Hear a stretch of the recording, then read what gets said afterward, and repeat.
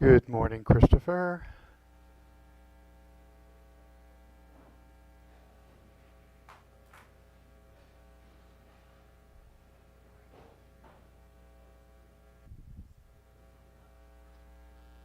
There we go. Hello. Hey, how's it going, guy? Pretty good. This background. Share. There I am. Oh, Okay. Can you lower your camera so you're more in the center or a little bit more in the middle than because your I chin is think just it's because I'm above. sharing this background where the book is going to be behind me, but I'm on the wrong side, it looks like. Oh, that can be reversed in your zoom setting. Oh, here it is. Now I'm over there. See, There. because there, That's now better.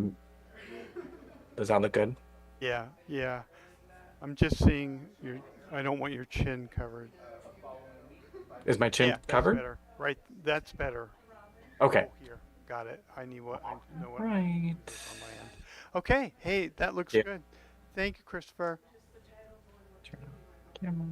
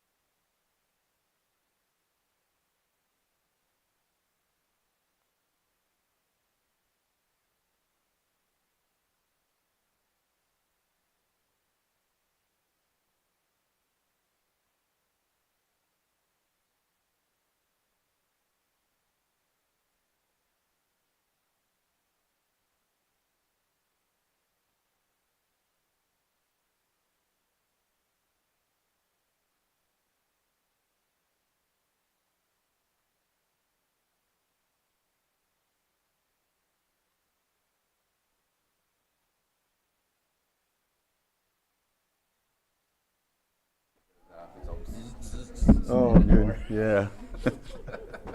All right, good morning, everyone, and welcome to the August 12th regular Board of Supervisors meeting. As we'll call this meeting to order at 9 a.m. As customary. We'll start off with a moment of silence. I would like to acknowledge the first responders for their work this weekend. There was basically 3 fires this weekend. Awesome, yes. And so 2 in my district, I know 1 in Jessica's district, and it was pretty intense over in Lucerne. And so, everyone, they were on the side of the highway, everybody was blocked. It went by a structure, and I wanted to call out one person that did a great job, and his name is Shiloh Foltz. He's from North Shore Fire. He single-handedly saved the structure that was in that ardent fire. So all of the work they put in and done, it was really tough because Lucerne is just all a really small community, not small, but it's really packed in like a city. And so, small city. So you got a lot of people walking out. They can't get out. You got one area blocked. They had to go to Clear Lake Oaks. Probably a third of the people cannot get to Clear Lake Oaks because they don't have transportation or anything. Luckily, when they decreased the evacuation order, people were able to go to the Lucerne Senior Center, which had solar. So without power in Lucerne, people were able to go there if need be. So just really wanted to just highlight that. I didn't know if you wanted to add about the fire in your district, but. Well, I'll just add that early on in the spring, CAL FIRE had warned us all that it's going to be an early and active fire season because the vegetation growth on the landscape is at a 30-year high because we've had 3 years of really high precipitation.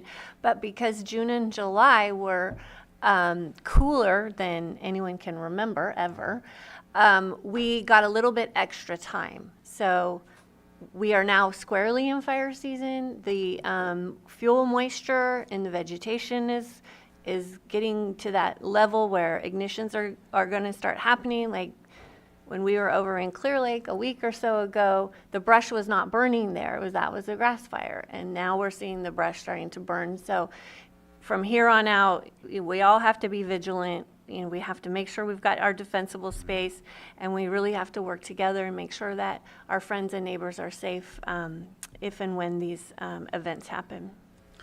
Thank you for that. And then lastly, there was, that same night, there was a house fire, so that one wasn't necessarily because of defensible space or anything. This one was more than likely some activity that wasn't allowed to be happening, but nonetheless, it could have affected the nearby houses. Luckily, there's been considerable amount of reports on this facility and house that jeopardized the neighborhood. So for them to go straight to that fire, to the next, for that night, it was just, like they had to be just super tired. And then the next day. So anyhow, I wanted to give that shout out to the first responders and also to that gentleman who ran up a hill and saved that home. So, all right.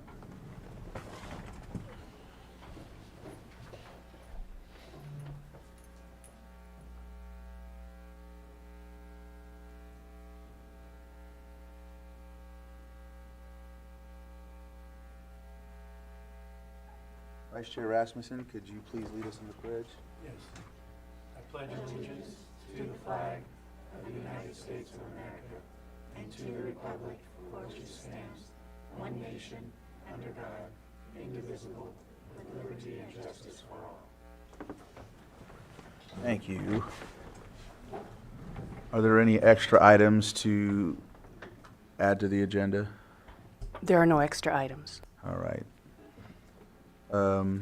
Next is the consent agenda. If there's anything that needs to be pulled from the consent agenda, I know right now we have 5.6, 5.7, 5.8, and 5.11, and 5.15. Anything else? I'll open it up to the public in case anybody would like to come up and pull something. All right, anything on Zoom? With that, we'll bring it back to the board for action. Mr. Chair, I'll move to approve the consent agenda with the exception of items 5.6, 5.7, 5.8, 5.11, and 5.15. Second. So I have a motion and a second. All in favor? Aye. Aye. Any opposed? That motion carries. All right, we'll address a lot of those a little later.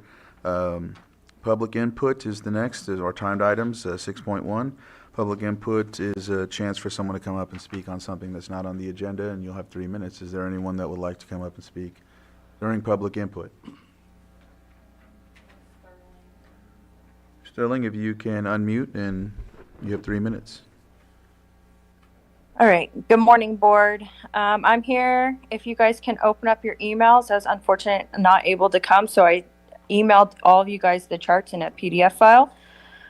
So this is about the Spring Valley water loss. According to the California State Water Board, a good running system keeps water loss within industry accepted limits.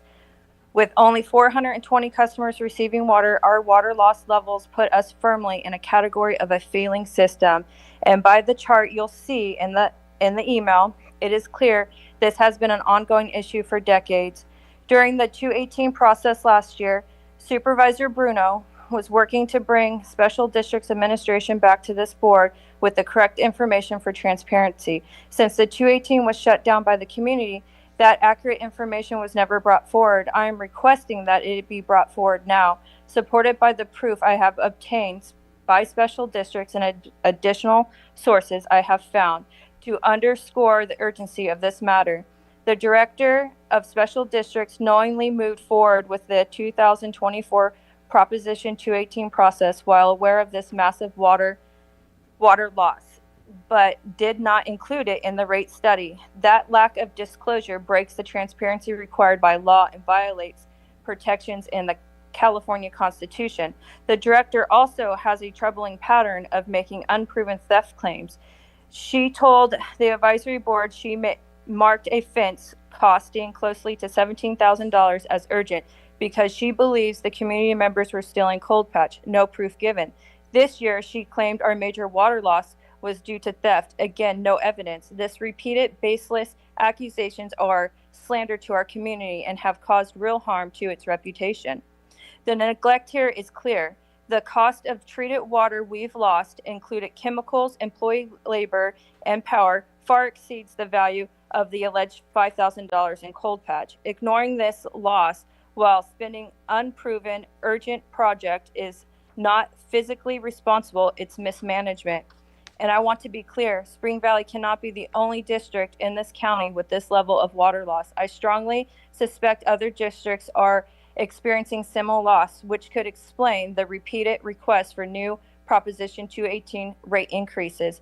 This matter should be on the radar of the Board of Supervisors, and under Government Code 54954.3, I am formally requesting that Chair Crandall and at least one supervisor support placing it on future agenda for public discussion action. We came together as a community last year to demand answers, and we are here again today to do the same. Now, we need the board to act. Thank you. And then I couldn't make it, so I will be coming up when I have a chance, and I will be turning in the packets that I have composed for all of you guys to be able to see the water loss, the variance from special districts. This has been almost a 30-year loss of around 32% of our treated water has been lost. And if you look it up in the California water codes, we are considered a failing system, and I would request that we start looking into the grants that we can get to fix our water system, because once we can fix our water system, Sterling, now our decaying can you roads wrap up, can please? be fixed with our property tax money. Thank you. Thank you, Sterling. Thank you for your information and your comment. Are there any other comments on Zoom? I'll bring it back to the board, and we will go ahead and move on to our next item, which is Pet of the Week. Pet of the Week. Animal controls here to, animal care and controls here to introduce our Can I friend. pick up the microphone? Yeah. Hello, I'm Officer Early with the Lake County Animal Care and Control, and this is Hamster. He's about 4 years old and 70 pounds of just pure love. He's fully vaccinated and neutered, and he's ready to go home today. While he's been in our care, he's played with all sorts of other dogs, and he's just really good with every animal we've put him with, and the entire staff just loves him and hopes that he can get another chance. He loves to play with toys and get treats and just cuddle. He's very sweet, very lovable. He's actually been in and out of our shelter multiple times because his previous owner actually abandoned him a few times, so he's back in our care. But he's very lovable, very friendly. He gets along with dogs. He's fantastic. I personally like this dog a lot myself. But he's very friendly. If you follow Facebook, like the Lake County Scanner, he's the infamous Safeway dog that kept showing up at the Safeway parking lot. But very, very lovable. So if you guys are interested in him, I would highly recommend him. He's fantastic. Like I said, his name is Hamster. Thank you. Thank you. Hi, hamster. Hey.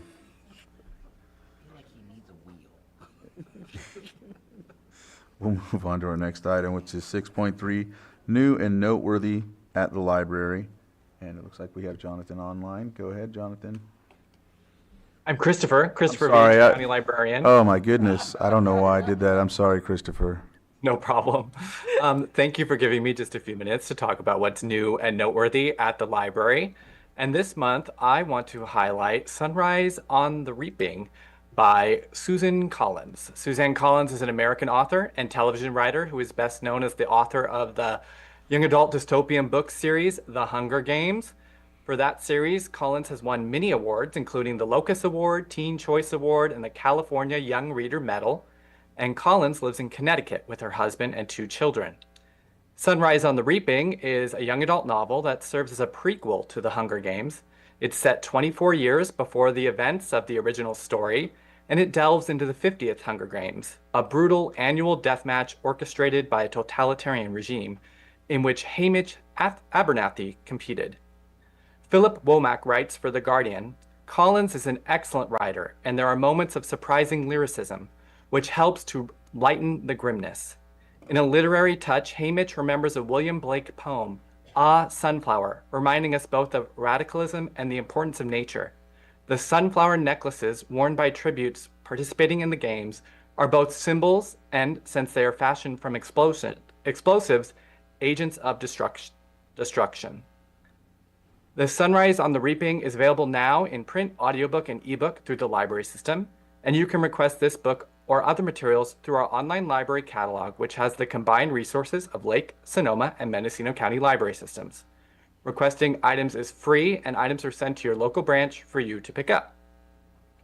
I'm also excited to announce that our new modern online catalog is now available for preview. This new library catalog has a lot of features that residents might expect from a library website to help them find books, including search features and filters to help them find the items they need and check them out or request them. One thing I love that it does is show you all the different formats for a title under one listing, letting you see the full selection available and choose the format that works best for you. It also has related titles and reading recommendations, and library staff can also create lists of titles right on the catalog to help patrons discover new favorites. You can try it out today at lakecountyca.bibliocommons.com. There's also a link to the preview on our library website. So please try it out and give us your feedback.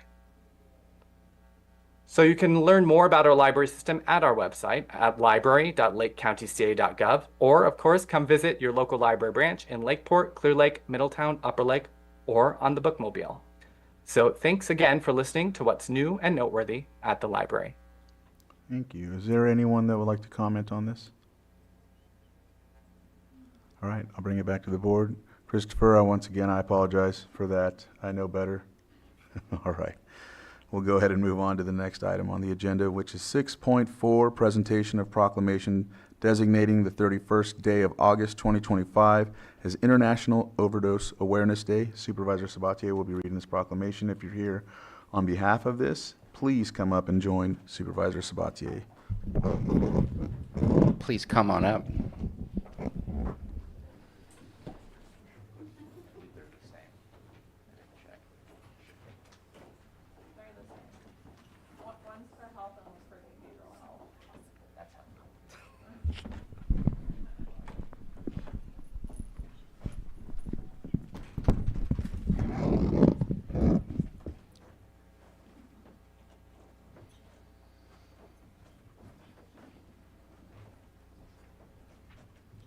Good morning, everybody.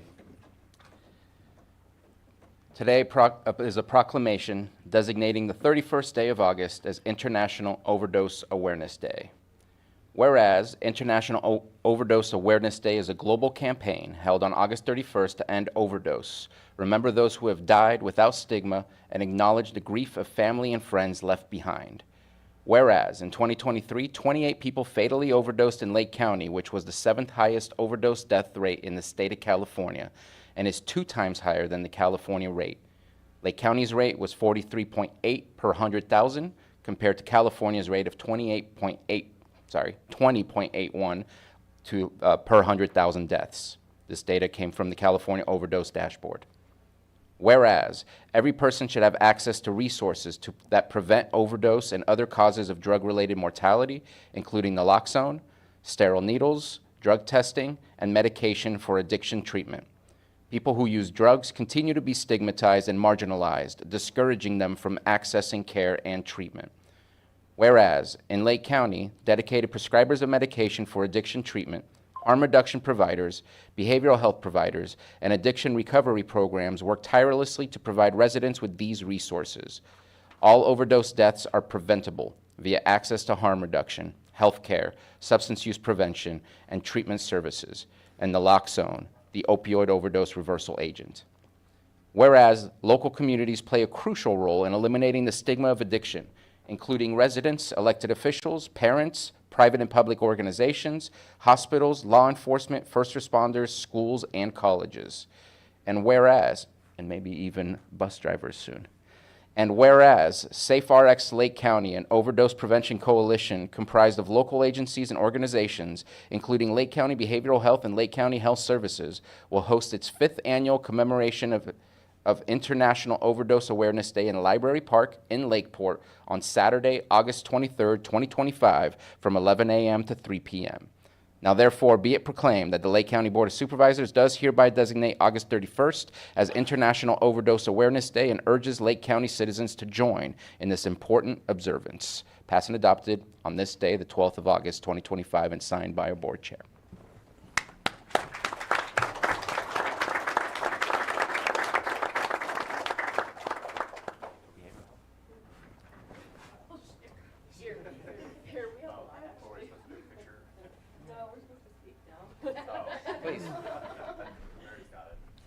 Good morning, members of the board and community members. Thank you for this designation of International Overdose Awareness Day and taking the time to honor the lives lost to overdose, support those in griefs, and recommitting to prevention of future tragedies. In our rural community, we felt the pain of overdose deeply. These are not just statistics. They are our neighbors, our family members, and our friends. Behind each number is a face, a story, and a life gone too soon. While today is heavy, it is also about hope. It's about breaking the silence around substance use and overdose, reducing stigma, and ensuring that help is available and accessible for all. It's about making sure that every person, no matter where they live, has access to evidence-based care, harm reduction services, and the dignity they deserve. For many years, stigma kept too many people from getting the help they needed, but together, our community has been breaking down those barriers, opening doors to treatment, harm reduction, and hope. Because of that work, we've seen a remarkable shift. In the last 5 years, our county has moved from the 2nd highest overdose rate in California to the 7th, and from 4 times the state average of overdose to just twice the state average. This progress shows that change is possible and lives can be saved. To continue this progress, SafeRx has worked to ensure that there are accessible naloxone stands around the county, which hold free life-saving medications for community members to arm themselves with in any instance of overdose. I want to take the moment to share that although some may believe naloxone enables drug use, this has been researched and is simply not the truth. There is no data to show that communities with widely available naloxone see increases in drug use. We also know that the burden of overdose is not felt equally. In our state and community, Latino men and Native communities have been disproportionately impacted. Due to historical racism and underserved populations, these communities more than ever need to be prioritized in prevention, treatment, and recovery efforts. These efforts must be culturally relevant, community-led strategies that honor traditions, reduce barriers, and ensure that no one is left behind. This day is also about continuing that momentum, creating meaningful conversations around substance use, and ensuring that people know help is available. and making sure every person has equitable access to harm reduction services. SaferX works alongside organizations doing direct service such as naloxone, syringe exchange, safer smoking supplies, test strips and drug checking education, medication for addiction treatment, and more. We cannot bring back the lives that we've lost, but we can honor them by working together across agencies, families, and communities to prevent more losses in the future. SaferX will be hosting the 5th Annual International Overdose Awareness Day event in Lake County on August 23rd from 11 to 3 in Library Park. This day is to commemorate the lives we've lost. Naloxone training, art projects, resources, and speeches from those who have been touched by this tragedy will be available. If you'd like to honor a loved one, please join us to decorate a headstone. On behalf of the Health Services SaferX Coalition, I'd like to thank the board for recognizing this important day, for standing with those impacted by overdose, and supporting the efforts that do save lives. Thank you.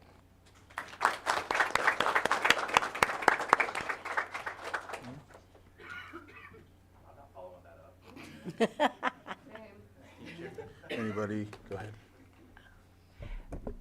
Yeah, I just want to thank all of you for your commitment. As you mentioned, we're doing better than we were, but not the place that we're going to stop. I think it was last week we approved, in the last 2 weeks, we approved all of these contracts for increasing the services that we're providing here because we've recognized that this is an issue. We're facing it head on, and that's really how you make change. And so all of you are doing the heavy lifting and that hard work out there. So I have a lot of gratitude. This is a really difficult topic. There is a lot of stigma. We've experienced a lot of tragedies, but it's not something that we can hide from. We have to face it and work towards it. And so thank you all for the work that you do. Vice Chair?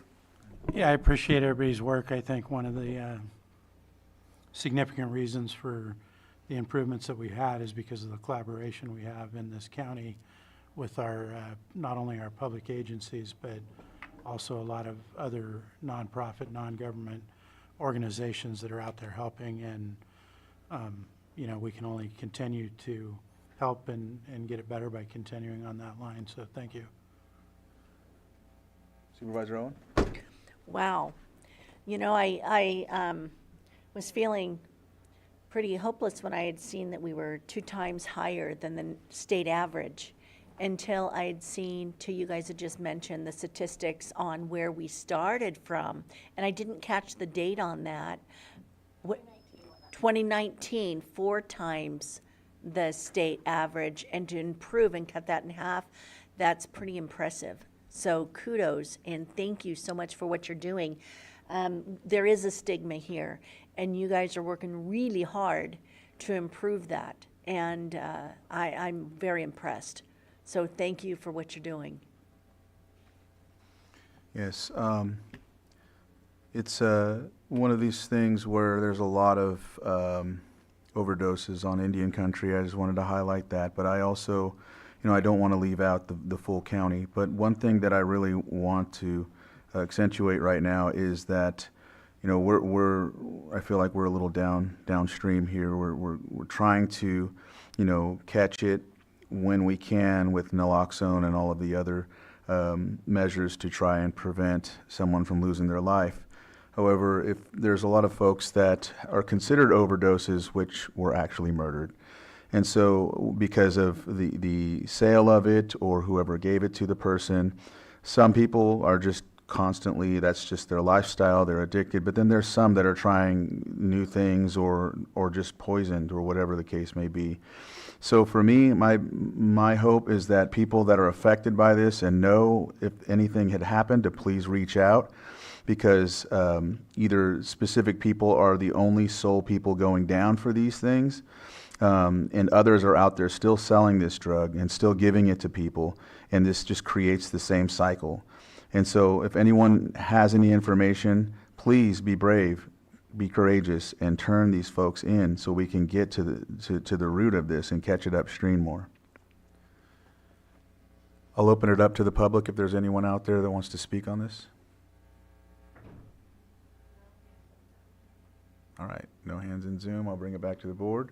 If there's anything else to finish on. If not, then we have a picture that we need to take.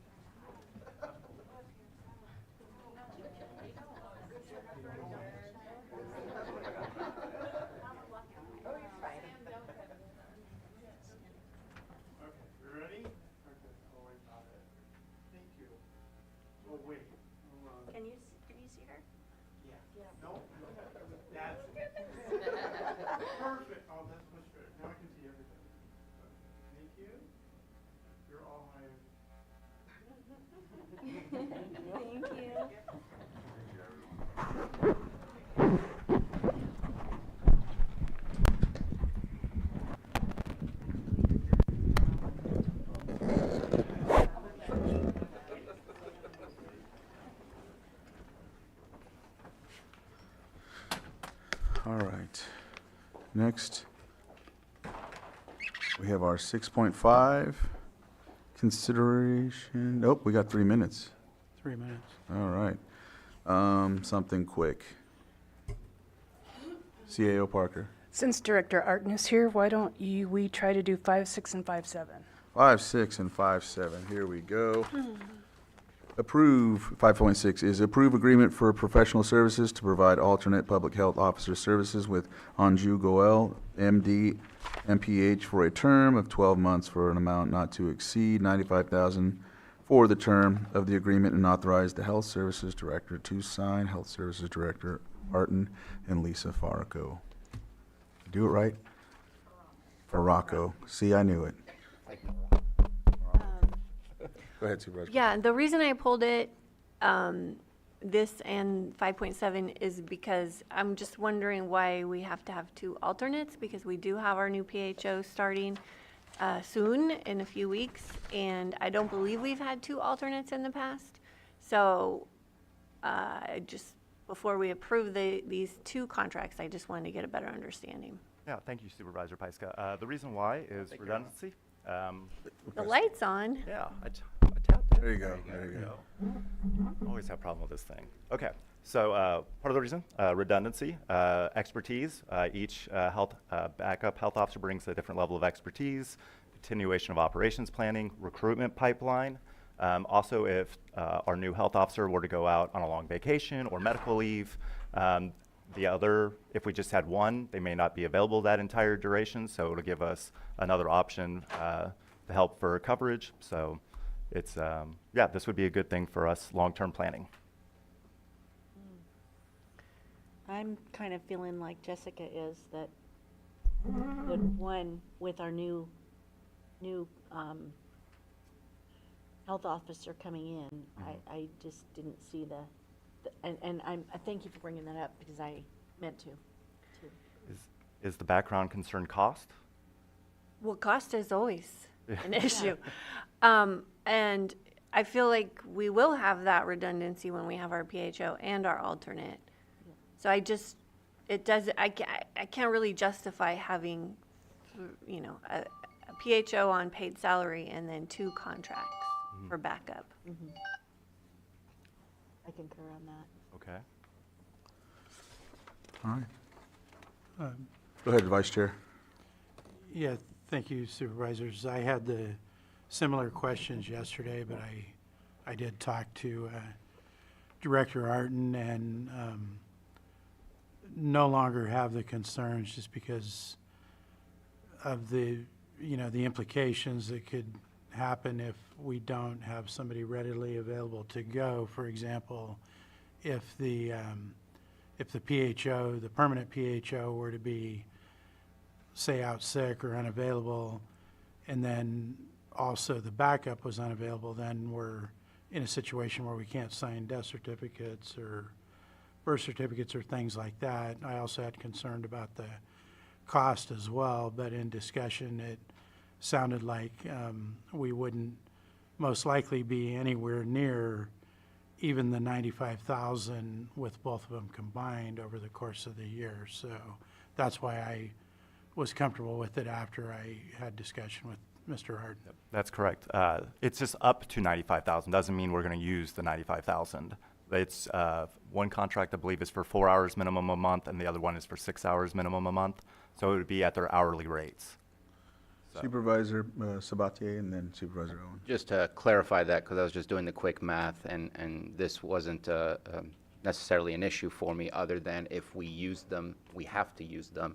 But if they're asking for 4 hours at $155 an hour, that's less than $7,500 for the entire year, if that's the only thing that we ask from them, and we're not asking them to do the job. If we're asking them to do the job, we need them. Yeah. So I'm not worried about if the fact is we need them.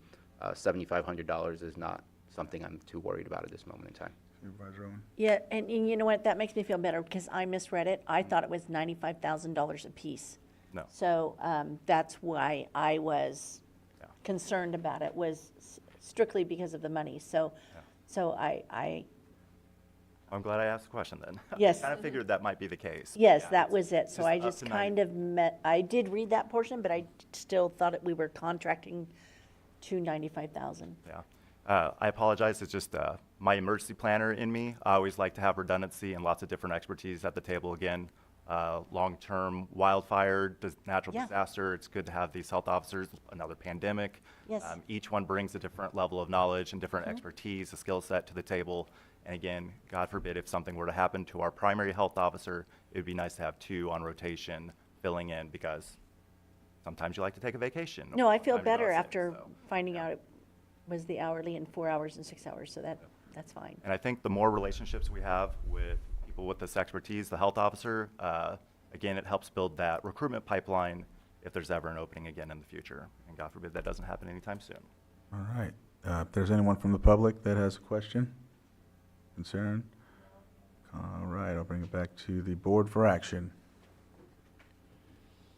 Mr. Chair, I'm assuming that, well, we're just on 5.6. 5.6, yeah. But I will move to approve the agreement for professional services to provide alternate public health officer services with Andrew Goel, MD, MPH, for a term of 12 months for an amount not to exceed $95,000 for the term of the agreement, and authorize the Health Services Director to sign. I second that. I have a motion and a second. All in favor? Aye. Any opposed? No. Motion passes 4-1. Next, we'll cover 5.7 since we're there. Approve agreement for professional services to provide alternate public health officer services with Amy B. Garland, MD, LFD, LLC, for a term of 12 months for an amount not to exceed $95,000 for the term of the agreement, and authorize the Health Services Director to sign. Supervisor Pyska, did you want to go into this again? Same thing? Just the same concerns. Okay. And you have anything to add? Or no? All right. All right. With that, I'll open it up to the public. If there's anyone that would like to comment on this, bring it back to the board for action.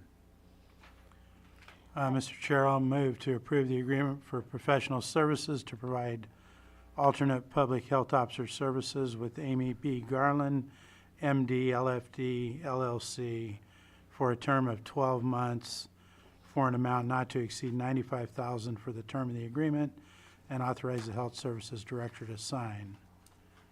And I second that. I have a motion and a second. All in favor? Aye. Any opposed? No. Motion carries 4-1. Director Arden, Lisa Farraco, thank you very much. All right, we'll get to our timed item, which is 9:30, consideration and presentation of Public Defender Office policy on sex offender office visits. Public Defender Director Ray Buenaventura.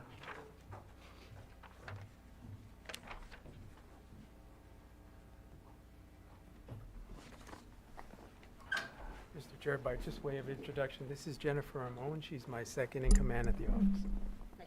Nice to meet you. All right, the floor is yours.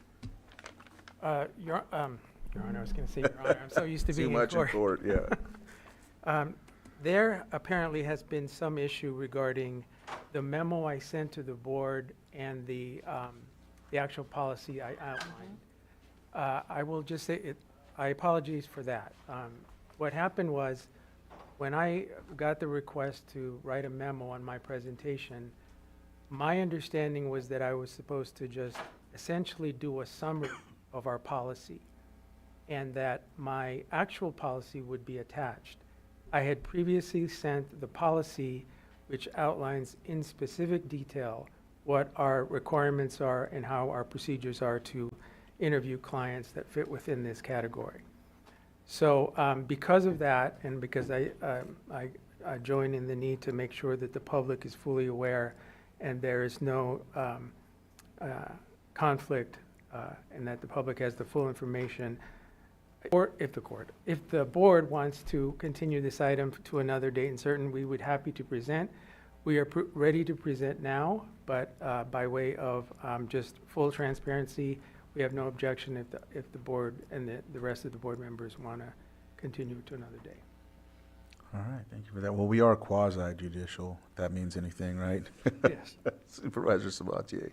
If we are to move forward today, I would suggest that we project the policy on the screen and share it on, I think we're still on Zoom, yeah, on Zoom, so that we can see what it is, specifically what is in the policy, rather than a summary of the policy. That would be my suggestion. Vice Chair? I'm okay if we want to do that, but also fine with continuing. It'd be nice to see it and have a little bit of time to digest it. I would before the prefer- presentation, so I'd lean towards continuing, but. That's okay. I prefer to continue it and have the chance to look it over. Understood. Thank you. Supervisor Mike, you good? For continuing. I'm good either way, but I'll open it up for the public. Anyone from the public would like to comment on this? Bring it back to the board, and so the consensus, or do we need a vote, or Boyd? Can be done, Mr. Chair, by consensus. Okay, I think we have a consensus, so looks like we'll be continuing this to a later date to be determined. We can do that and work with Ray to get a date and time certain in the future, given his court Yes. appearance requirements. All right. Thank you. Well, And you'll with- attach that and send it to us? Yeah, as soon as he needs it, he just needs to provide it to us. Thank All you. right. With that, it looks like we'll be closing this item and coming back at a later date. Thank you, my apologies. No worries, thank you. Yeah, I opened it, no one, yeah, nobody. We have 9:38, so I'll go to some non-timed items. Chair, would you like to do 7.2? I do have Lars on his way here. He's just not here yet. Okay, perfect. Consideration of the agreement between County of Lake and Sierra Pathways, a licensed social worker corporation in the amount of $960,281.57 for fiscal years 25 through 27. Behavioral Health Services Director Elise Jones. You have the floor. Well, good morning, and thank you. This is the third agreement reflecting 4 awards from the recent request for proposals for the opioid settlement funds. We do not have a program like this presently in Lake County, so this is an intensive day treatment program for youth up to transitional age. Potential clients of this include a lot of young people who are on probation may benefit from this service, other at-risk youth, and of course in the opioid settlement funds expenditure plan, it's identified as a high priority to serve, to meet this need. It also fulfills a critical gap in our drug Medi-Cal organized delivery system continuum of care, so we don't have this level of care in either our DMC ODS plan or, excuse me, our specialty mental health services plan.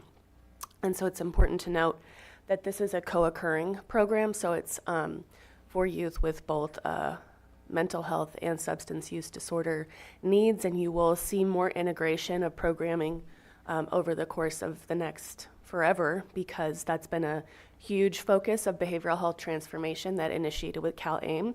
So I believe that this project is incredibly well aligned with multiple community needs and requirements, and hopefully it will contribute to the positive trends that we see in opioid overdose and deaths and things like that.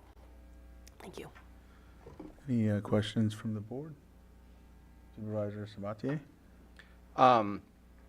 So again, same thing as the previous times, without the full scope of everything, not going to move forward on this, but I just want to have a or at least a statement to the board and hopefully a conversation.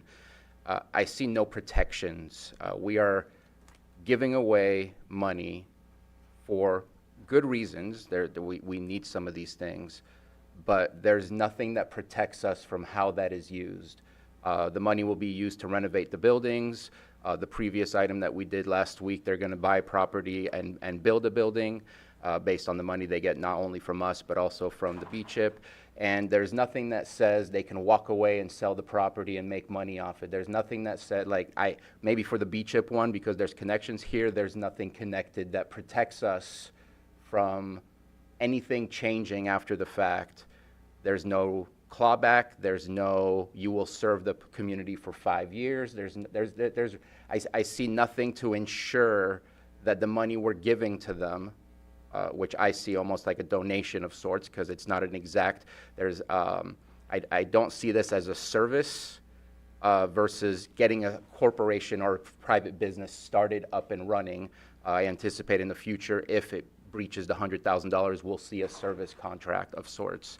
But I see nothing that protects us from the money that we collected through the opioid settlement fund that ensures that there's longevity and that they don't just turn around and make money off the money we give them. And it's the second time I've seen that for this type of contract.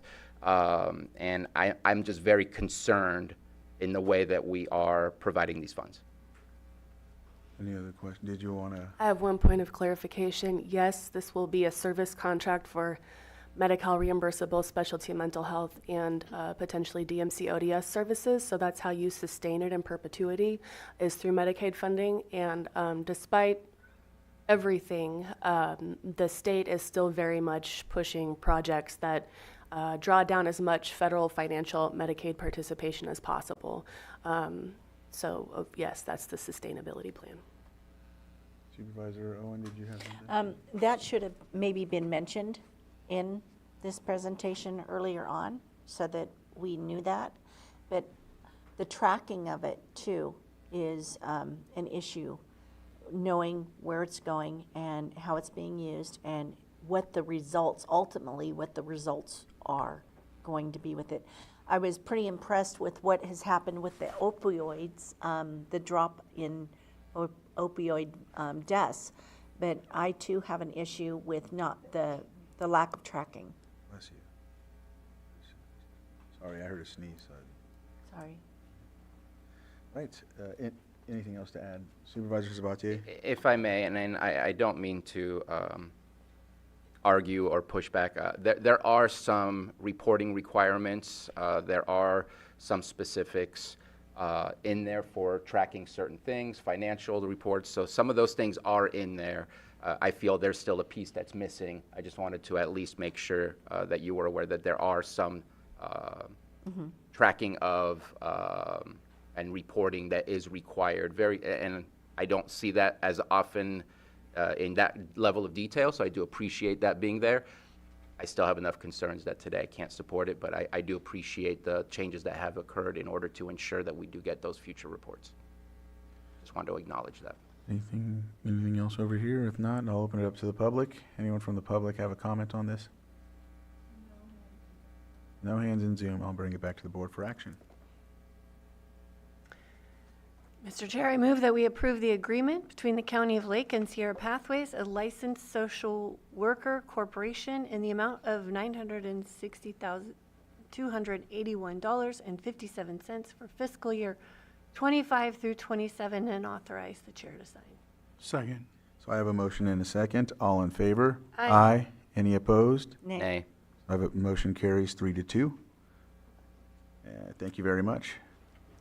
Thank you, Elise. All right. We still have some time, so public services. 5.8 and 5.1. All right. We go back to 5.8. Approve the award of the bid number 251072 to Couples and Sons Construction Incorporated for the Hammond Park Improvement Project in the amount of $2,952,474, and authorize the chair to sign the agreement. Public Services Director Lars Ewing. Lars, I brought this to pull just to highlight Hammond Park. I just wanted to highlight it because just wanted to also thank Public Services for all the work they've done to help with District 3.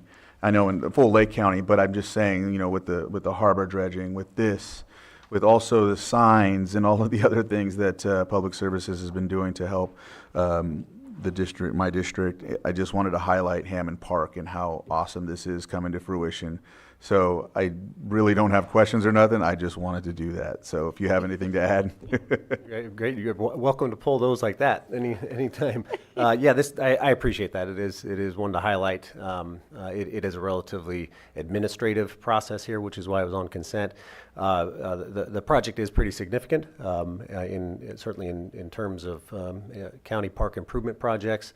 We're talking about almost $3 million, the majority of which is being funded through a statewide park improvement program grant. It's the same grant program that the city of Lakeport received funding for Cabotin Park. They received it through an earlier round of awards. The county applied for Hammond and a few other parks during that round, and we were not awarded. But on the second round, which was in 2023, I believe, we did receive an award in an odd way. I won't go into the details, but we did receive an award. So yeah, excited for the project. A couple of pickleball courts, basketball court, a lot of landscaping improvements, open space, kind of a multi-use field area, improvements to the dog parks, parking lot improvements. There's quite a lot there. So. To highlight a little bit of the additional funding, I did mention this when it went out to, at preliminary budget hearings. Your board did approve $300,000 coming out of Parks Reserve, which are greatly appreciated.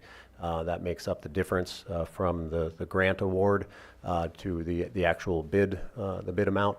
So that, in combination with Quimby Park Improvement Funds, should fully fund the project pending any unforeseen circumstances during construction. So yeah, looking forward to it. It'll be about a year and a half. It's a 150 working day project. So looking forward to breaking ground for sure. I just wanted to also add that I know this will be something the LCRA, right? The Lake County Recreation Authority. I know this will be in there, and I know I was pretty critical at one time about parks not being used in my district, but I know for a fact this one is used quite frequently. There's softball. I see kids there playing, and also the dog park is used a lot. So this is going to be great for Hammond Avenue and Nice. And if there's anything else to add, anyone want to add anything? Plans are amazing. All right. Great. I'll open it up for public comment. All right, not hearing any. We'll bring it back to the board for action. Go ahead, Luis. Thank you, Mr. Chair. So just to confirm with staff, with Director Ewing, as far as the recommended action that's stated in the board memo, that to clarify that the correct amount, I believe, would be $2,925,474. Is that correct? Correct. Yeah, I appreciate that, Lloyd. Yeah, that is a transposed number. So good catch. Yeah. And that would be part of the motion, should your board consider. Just saved $30,000. The good thing we pulled it, right? All right. So we'll need an amended motion. And Mr. Chair, since you seem to be in approval of this, if you don't mind, I'll make the motion. Please, yeah. Move to award the bid number 251072 to Couples and Sons Construction, Inc. for the Hammond Park Improvement Project in the amount of $2,925,474, and authorize the chair to sign the agreement. Second. so I have a motion and a second. All in favor? Aye. Any opposed? That motion carries 5-0. All right, I'll move on to 5.11. Approve supplemental services agreement number 8 between the County of Lake and SHN Consulting Engineers and Geologists Incorporated for the implementation of the corrective action plan for cleanup and abatement order R5-2015-0713 in the amount of $291,870, and authorize the chair to sign. Director Ewing. Sure. I think CAO Parker has some info on this, but I can certainly address it. I do. Thank you. Go ahead, Johanna, could you display the agreement, please?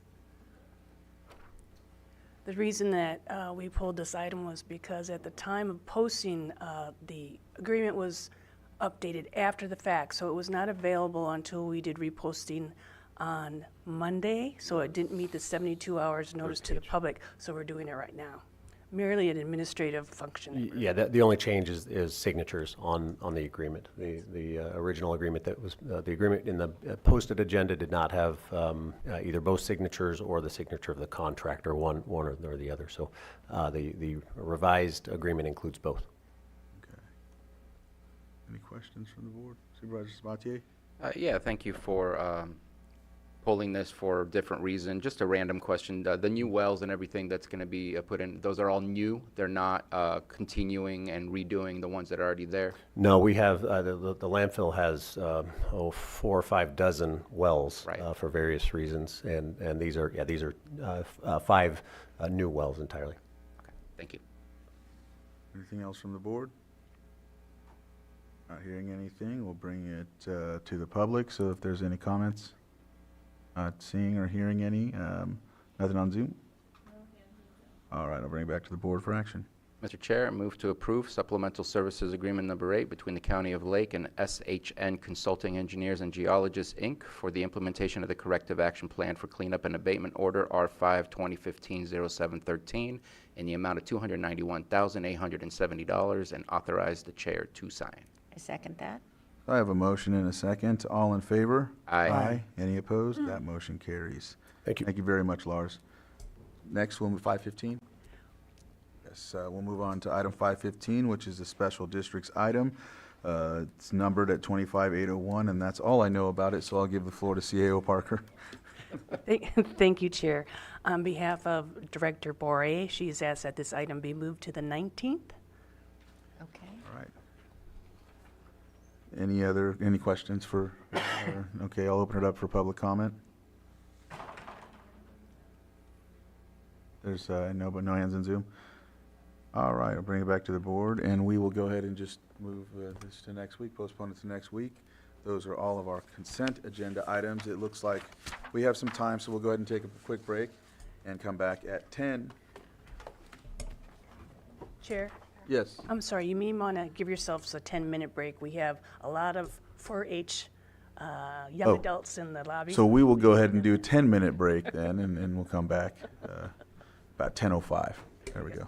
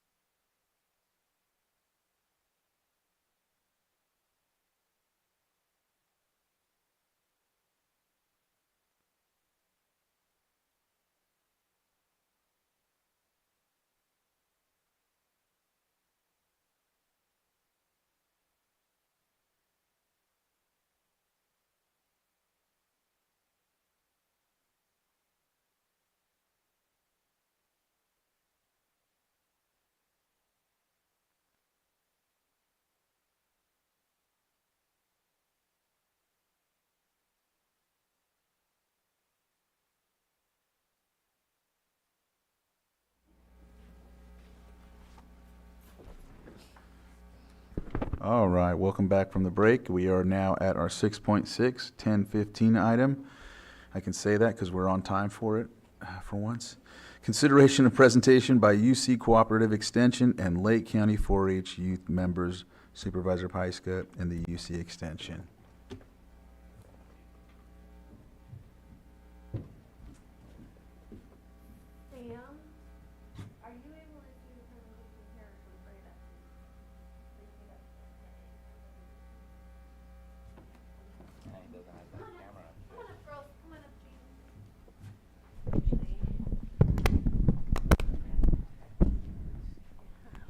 I don't know if he did. She was looking at him though, I think.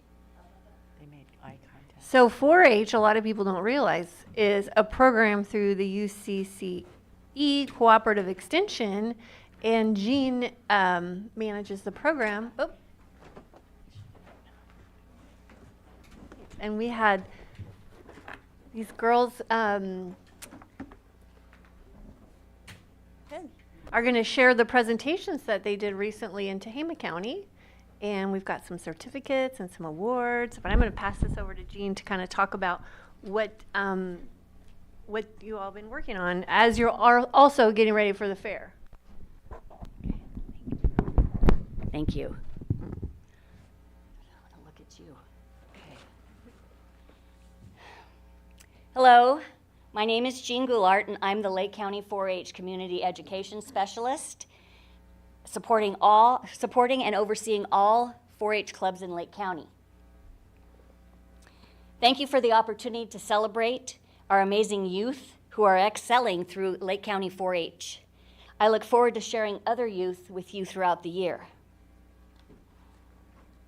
This year, we are proud to highlight 4 outstanding members who have shown exceptional dedication and achievement. So I'm going to have them introduce themselves.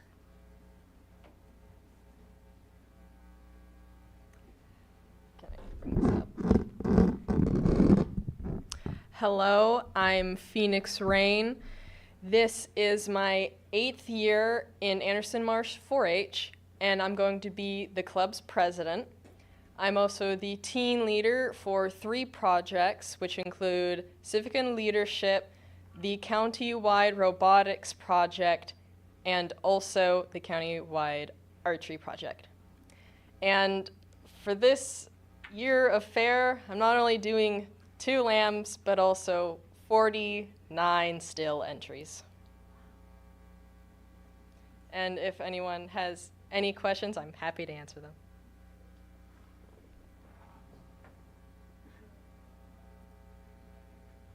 I'm Shayla McGrath. This is my first year in 4-H, and I'm going to be the secretary for my club. And I'm a team leader in civic and leadership, and I do goats and poultry. Hi, my name is Saphira Edwards. This is my 2nd year in Anderson Marsh 4-H. I'm 17 years old, and I raise animals for food.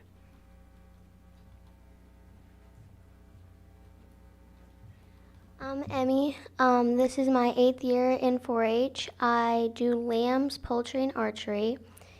This year I'm taking 2 lambs to fair and 4 show chickens, I believe. 4 or 3. Oh, and I'm doing horses. Thank you.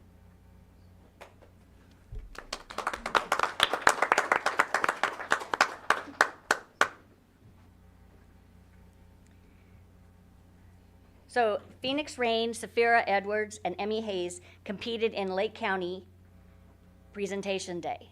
From there, they moved on to regional, which was held in Tehama County. And then from there, they were able to move on to state 4-H presentation days at UC Davis, earning top honors. Phoenix Rain as a senior, received gold for how to paint a mural. Saphira Edwards, senior, received blue for how to make yeast bread. And Emmy Hayes, an intermediate, received gold for wreaths across America.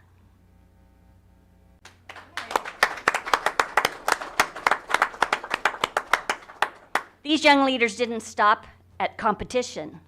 They went on to share their presentations to 5 other community events or clubs in order to earn the coveted 4-H Presentation Day pin for giving at least 5 presentations to non-4-H organizations. And today, you will have the chance to hear Emmy Hayes present her presentation, her award-winning presentation, talk on wreaths across America.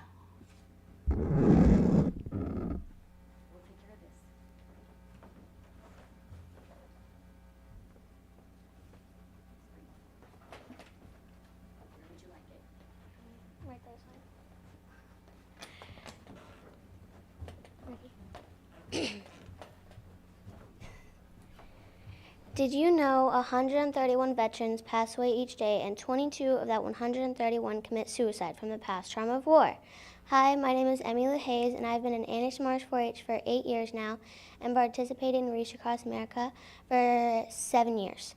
Today I'm going to be talking about the 3 steps: remember, honor, and teach. Remember is where we remember the soldiers that have fallen or have fallen for us. Honor is where we honor the soldiers by laying a wreath on their grave, and if we don't have a capability for wreaths, we will lay a flag or a penny.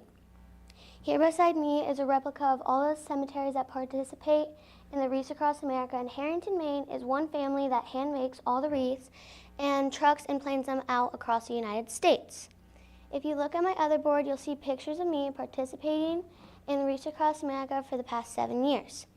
There's a couple pictures up there with my cousins, my great-grandpa, and my horses. Teach is where we teach the future generation the importance of freedom. Are there any questions?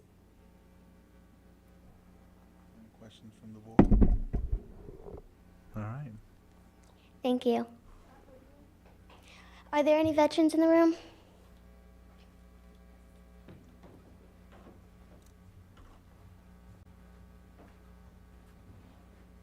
All right. Thank you.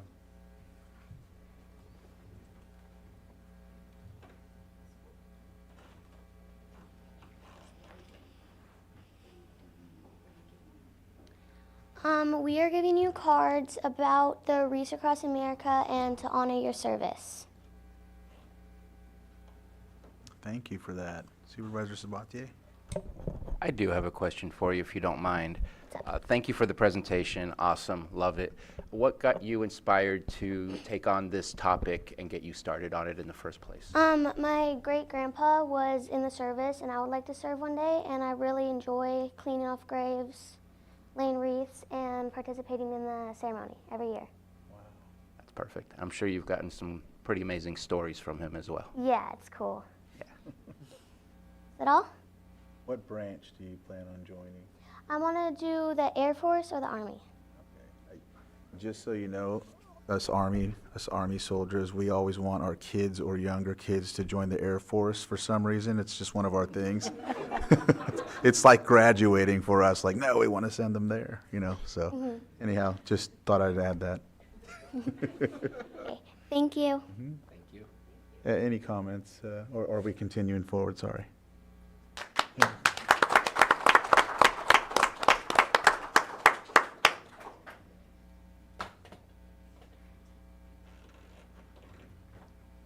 Thank you, Emmy.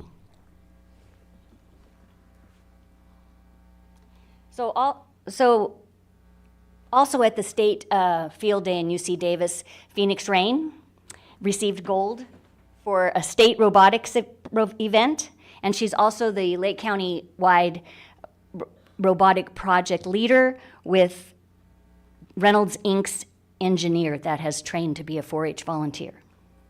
Nice. So in addition to public speaking, these youth also shine in shooting sports. At the state archery postal shoot, using recurve bows with no sights,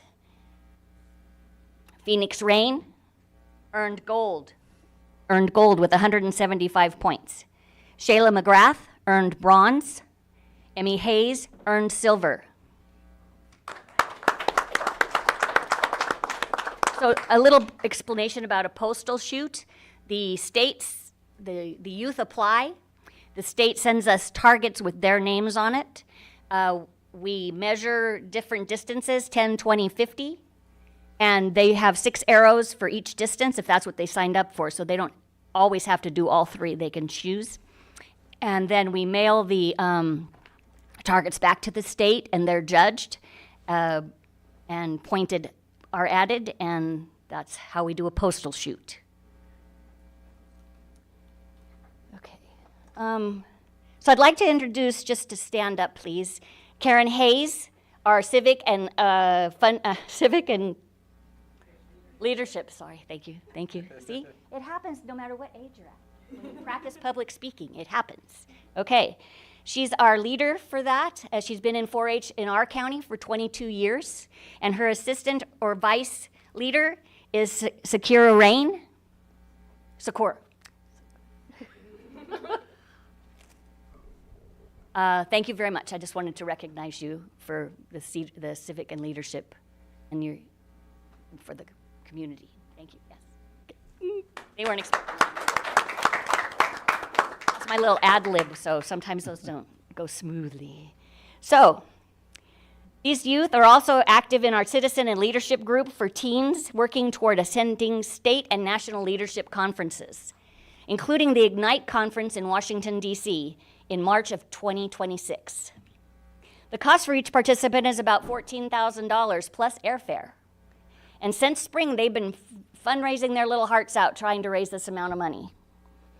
So fundraising is already underway and will continue until we've reached our goal. And if you would like to help these dedicated teens reach their goal, please contact the Lake County 4-H office. We are so proud of these incredible youth, their skills, their commitment, and their leadership. They truly represent the heart of 4-H here in Lake County. Thank you.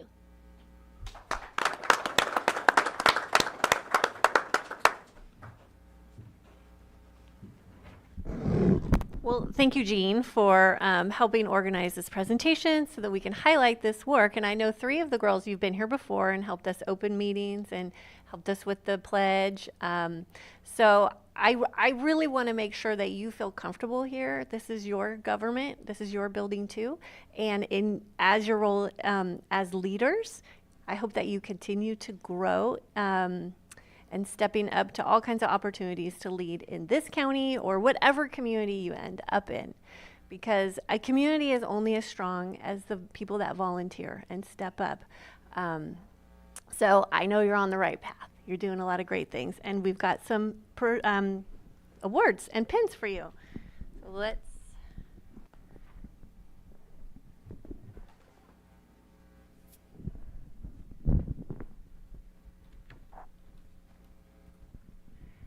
Emmy Hayes, this is your silver for recognition of participation for the 4th Annual California 4-H Archery Shooting Sports Tournament. Congratulations.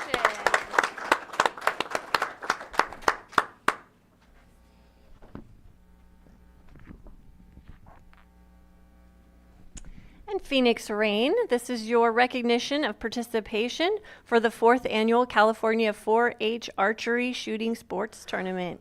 Gold. Congratulations.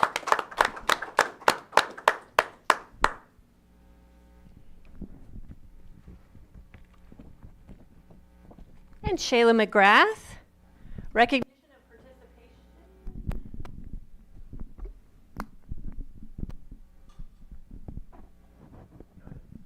Nope.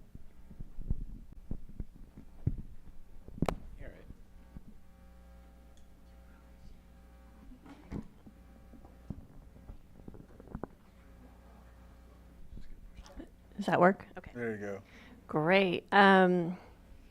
Recognition of participation, recurve with Outside Senior Division for the 4th Annual California State 4-H Archery Shooting Tournament. This is the bronze. Congratulations.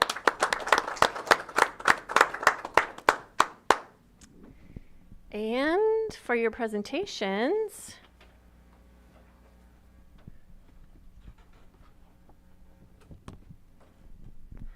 Phoenix Rain State Field Day. This certificate recognizes participation for the Lake County in robotics contest at the 2025 State Field Day.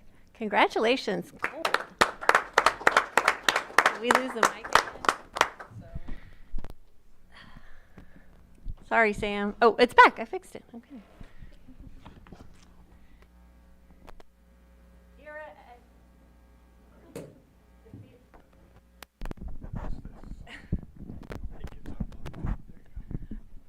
Safira Edwards. University of California Agriculture Natural Resources 4-H Youth Development Program State Field Day. This certificate recognizes the participation of Lake County in state presentations at the 2025 State Field Day demonstration and illustrated talk category. And this is a gold award. Congratulations.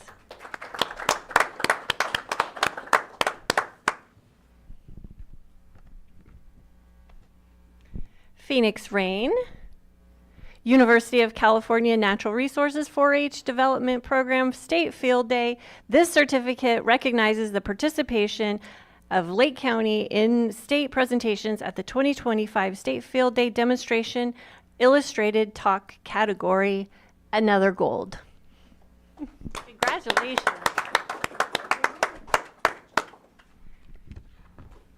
And finally, we have Emmy Hayes. University of California Agriculture and Natural Resources 4-H Youth Development Program State Field Day. This certificate recognizes the participation of Lake County in the state presentations of 2025 State Field Day demonstration and illustrated talk category. And this is also a gold. Congratulations. All right, these are our future leaders. Give them another round of applause.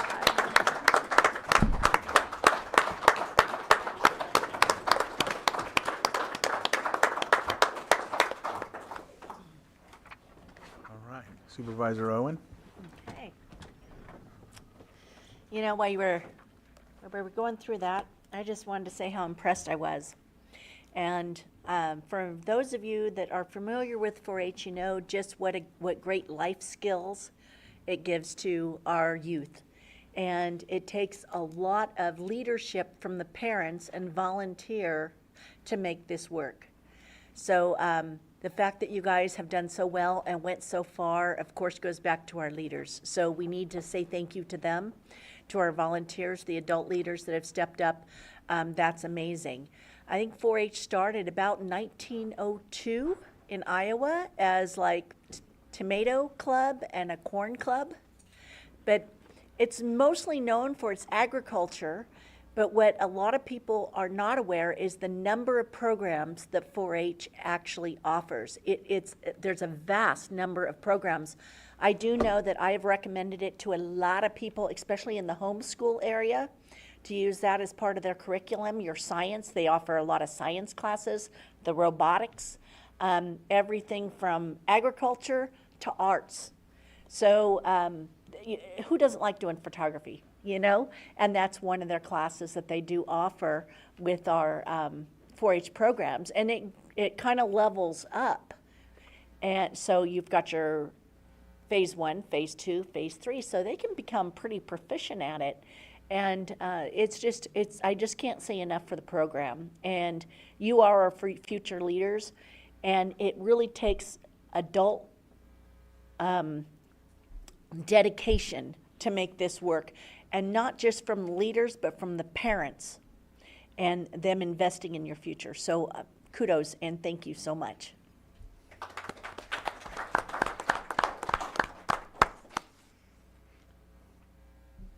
Go ahead, Supervisor Sabatier. I'll go ahead and say something. I take part in a lot of meetings where we talk about what's going on in our community, and too often I hear things that are unfortunately negative about youth, and I don't agree with it. I think we're always looking for somebody to blame, and we actually should be looking in the mirror.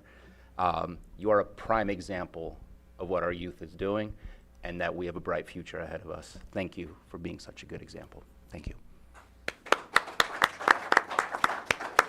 Vice Chair? Yes, thank you for the presentation, first of all, and to the 4-H girls, thank you for your leadership in the community and all the great things that you're doing and setting an example for others. All right. Just, yeah, go ahead. You want to? Sorry. And I just want to add, just appreciate I appreciate this. I really do. There is a lot of folks I know in Lower Lake. I was part of the Wreaths Across America. That it was probably my first term, 2019, and just to see all the 4-H kids out there just doing that, it's so important because there's times that some of these there's no more family here. You know, they've either moved away or the generations have just come to a point where there's no one there to do it. So it's just seeing all the kids be a part of it, the families volunteer, the people, community volunteer, so important, especially with flags and whatnot. I know that you all do that. There's so much that you all do, even when we do the packing parties. I've seen 4-H, kids there too. And so it gives you that insight as when you get older, it gives us promise to know that you'll be doing that you'll be carrying all these things forward. So just, again, thank you for everything you're doing. Glad that you're in the program. Glad you all have ideas for your future. That's awesome, Air Force. So anyhow, thank you again. All right.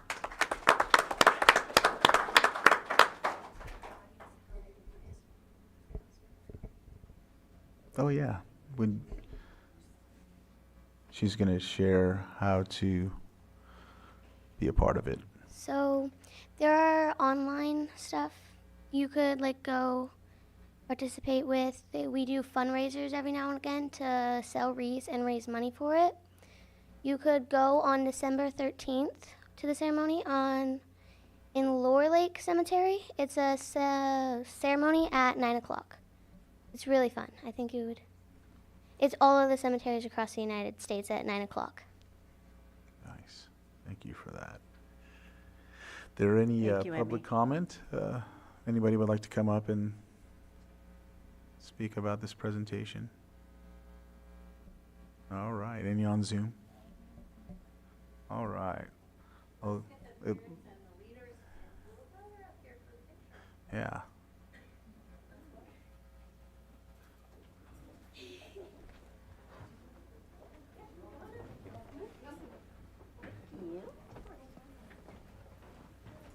Oh, thank you. I'm going to give one to...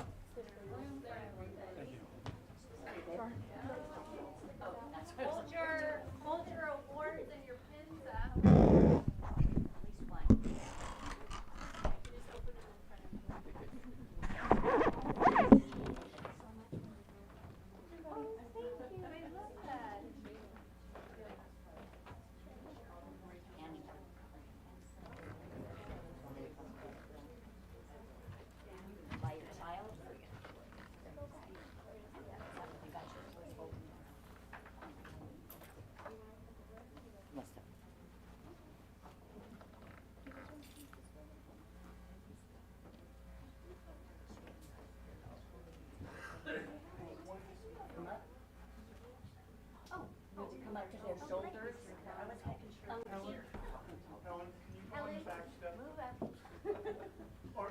I'm gonna get Emmy.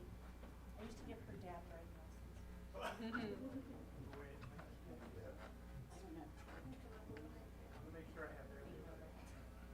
We're gonna make you in there.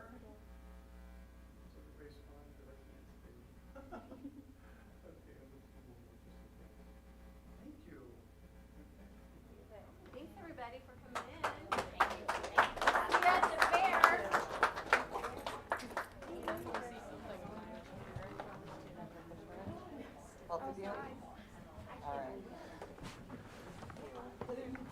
We could take a couple minutes, about 5 minutes. We'll go ahead and take a quick 5-minute break so everyone can visit, and we'll come back at 10:45. What's next, Susan? What's after this?